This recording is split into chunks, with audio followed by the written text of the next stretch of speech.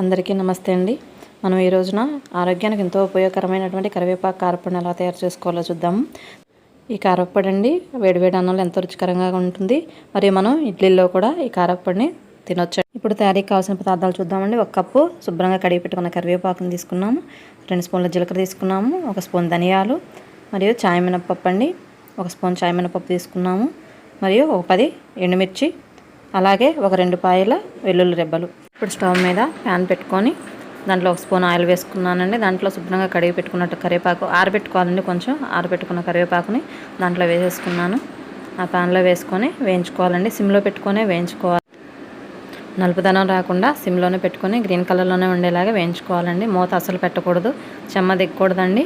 మనం ఆల్రెడీ కరివేపాకుని ఆరబెట్టుకున్నాం కదా, త్వరగానే వేగిపోతాయి. చూసారు కదా, కరివేపాకు రెబ్బలు వేగిపోయాయండి. ఇప్పుడు పూర్తిగా వేగేంత వరకు మళ్ళీ తిప్పుకుంటూనే ఉండాలండి. అవి పలపలా అనాలి. ఏమన్నా కొంచెం చెమ్మ ఉన్నా కూడా పీల్చేసుకుంటుంది. మొత్తం వేపేసుకోవాలండి. బాగా వేపుకున్న తర్వాత ఇప్పుడు మనం వీటిని మిక్సీ జార్లో వేసుకుందాం. వేగిపోయాయండి, జార్లో వేసేసుకుంటున్నాను. ఇప్పుడు ఈ ప్యాన్లోనే మనం మిర్చిని తీసుకున్నాం కదండి, వాటిని కట్ చేసుకొని మధ్య కట్ చేసుకొని దాంట్లో వేసుకుంటున్నాను. ఆయిల్ అవసరం లేదండి, ముందుగానే ఆయిల్ వేసుకున్నాం కదా, ఆయిల్తోనే మనం వీటిని వేపేసుకోవాలి. కలర్ మారకుండానే సిమ్లోనే పెట్టుకొని వేపుకోవాలండి. ఇప్పుడు నేను జీలకర్ర, ధనియాలు వేసేసుకుంటున్నాను దాంట్లో.